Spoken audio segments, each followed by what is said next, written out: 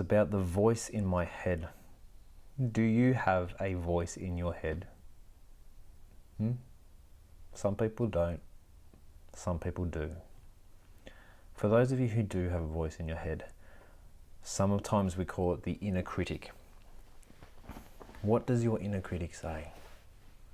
What is the scary, shameful, hurtful story that your inner critic is saying to you right now? Listen to your inner critic really carefully. What is it saying? What is the inner critic telling you about yourself? Now that you've listened to what this inner critic is telling you, not good enough, not fit enough, not wealthy enough, not safe enough, not blah blah blah blah enough. Now that you've listened to everything it has to say, what language is it speaking to you in? What language does your inner critic speak to you in? And I bet you it's your native tongue. For me, it's English, right? So here's what I figured out. There's a rip in the fabric of untruth. The inner critic speaks in your language, but you learned that language. In fact, you created it. So when I hear a story in my head that I don't feel good about, I try and convert it to a language that I haven't learned yet, like German. Because this is the funny thing.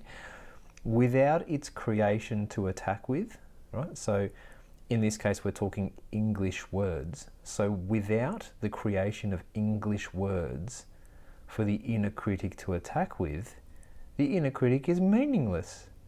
It's really, really funny when I try and condemn, shame, scare, or insult myself in Spanish, because I don't speak Spanish.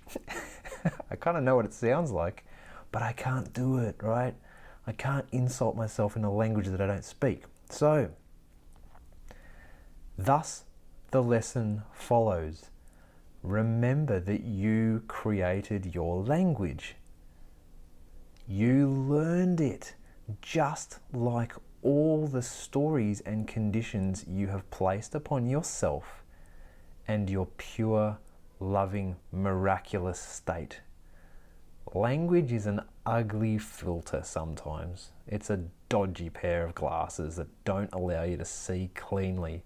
And language was completely learned and made up by you.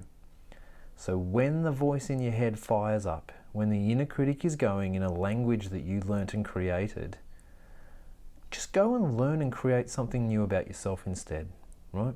Go and learn a new language, or at least have a laugh at your feeble attempt to insult your black and white world with a palette of colour and a paintbrush.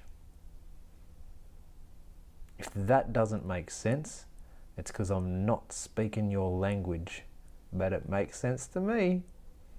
It's really hard to insult myself using black and white thinking when I grab a big palette of colourful paint and throw it everywhere. That's the voice in the head, and it's gone real quiet now. Sayonara! Arrivederci! I don't know what they mean. Thanks so much for listening and sharing this space with me. I really, really hope this has served you well, and it continues to do so for years to come. I love helping others, so if you would like to experience the power of creating together, please reach out to me. I'm here to help. And if you want to be on the podcast and leave a legacy, check out the contact details on my website, lyndenrochford.com, or you can find me on Facebook. I'd love to hear your story before I go. Wishing you so much love from the inside out. I'll see you soon.